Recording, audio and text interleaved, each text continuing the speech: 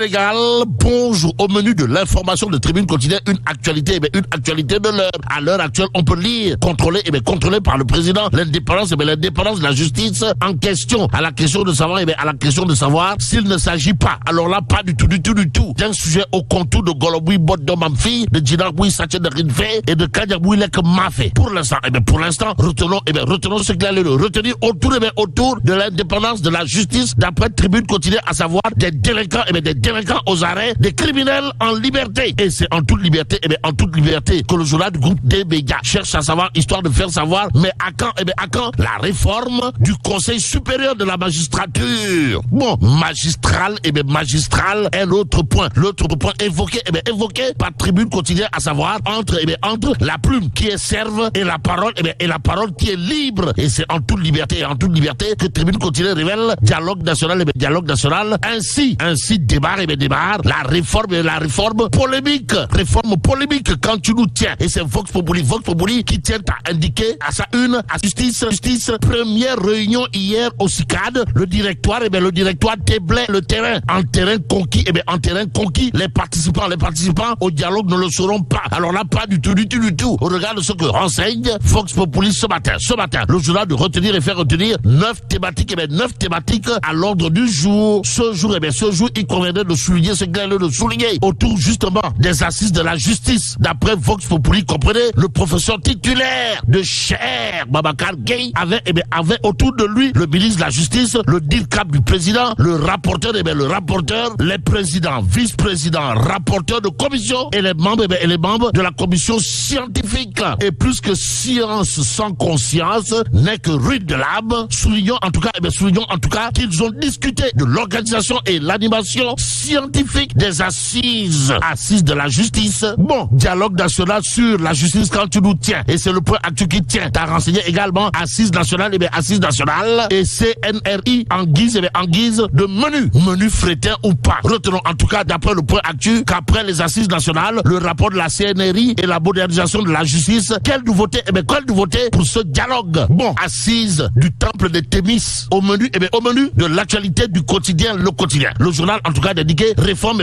et modernisation de la justice, les mots-clés du dialogue. Bon, en attendant de voir, pour ne pas croire à une histoire de Ndoumbelane, pour ne pas dire de Tumboulane, restons avec le quotidien. Le journal de s'arrêter sur la gestion du fonds Covid-19. Pourquoi faire? Pour nous dire que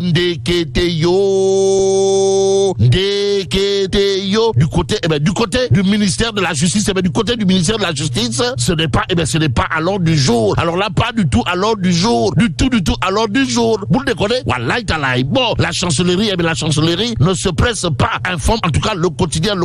Le journal du groupe Avenir Communication. En tout cas, pour ceux qui relèvent de la gestion du fonds Covid-19 avec à la clé la chancellerie qui traîne les pas, pour ne pas dire la chancellerie qui est à pas de tortue de renseigner le ministre de la Justice n'a pas encore, alors là, pas du tout encore donné suite aux demandes de poursuite du parquet. On est où là? C'est l'interrogation qui s'imposerait d'après en tout cas le quotidien et direct toujours au chapitre des histoires relatives à des adou calpés d'État qualifiés à tort ou à raison de voleurs de la République de s'arrêter sur la mafia foncière au sein de l'administration. Pourquoi faire? Pour nous dire des fonctionnaires riches comme Crésus, des toits, waouh. En tout cas, mafia foncière au sein de l'administration, des fonctionnaires riches comme pas la peine. Voilà ce qu'explique ou tente d'expliquer direct ce matin. Dans le journal, on peut lire la situation de Bourkat n'est que la partie visible de l'iceberg. Aussi, depuis 2014, un système ingénieux a été mis en place pour détourner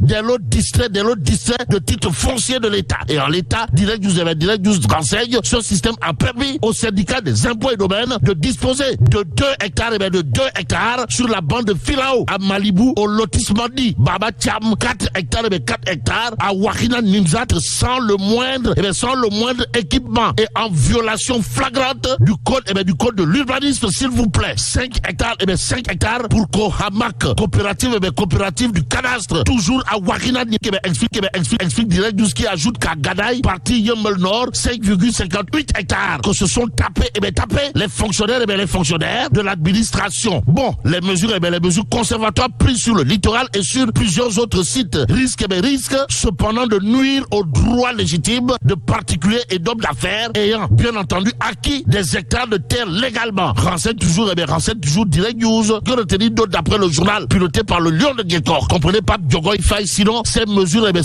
peuvent paraître indispensables pour démanteler le réseau de hauts fonctionnaires nichés au sein de l'administration des domaines du ministère des Finances et du commandement territorial, fortunément impliqués dans cette mafia foncière quand tu nous tiens. Et c'est Direct News qui tient à indiquer les véritables milliardaires sont des fonctionnaires alors qu'on accuse à tort les politiciens. Renseigne Direct News ce matin, il y a l'observateur L'Obs qui parle de justice. Pourquoi faire? Pour nous dire que Ndeketeyo,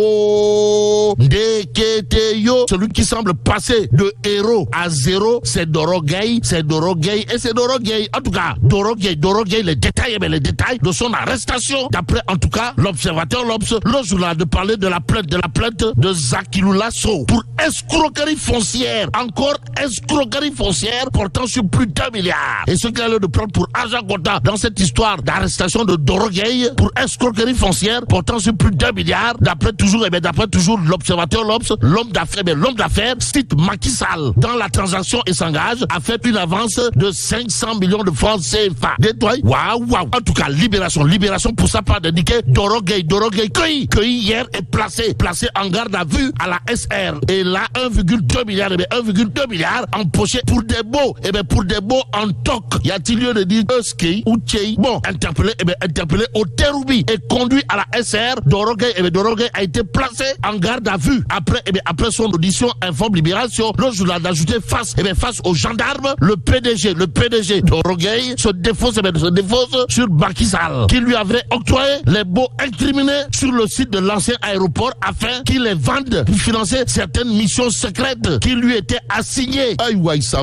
Bon, que retenir d'autre autour des histoires de Tchamlangal? Sinon, ce qu'indique Besbi le journal de parler de corruption présumée entre la fille de Mansour Faye, comprenez Goro National, et des policiers, une affaire totalement, pour ne pas dire complètement, et voire carrément étouffée au nom de qui ou de quoi. Quoi qu'il en soit, Aïssatou Faye arrêtée avec plus de 25 millions de francs CFA. Robet, c'est-à-dire en liquide. Elle propose de fortes sommes d'argent aux 2 policiers en service à Kébémer qui encaissent et la libèrent. Mansour Faye saisit les autorités policières, les 2 agents suspendus risquent la radiation. Des policiers s'étonnent qu'il n'y ait aucune enquête contre la fille de Goro National Mansour Faye. D'après Besbi le jour. En attendant, terminons avec Tribune quotidienne ce matin. Le journal du groupe D média de s'intéresser à la spéculation sur les denrées de première nécessité, histoire de révéler hausse des prix du riz. En tout cas, le kilogramme non parfumé passe de 350 à 500 francs CFA. Informe Tribune quotidien. Le journal du groupe des médias de renseigner le sac de riz non parfumé qui coûtait 17 000 francs CFA, vendu désormais à 19 000 francs CFA. Mais là, tu donges de Tchei Allah. Bon, que Dieu préserve le Sénégal.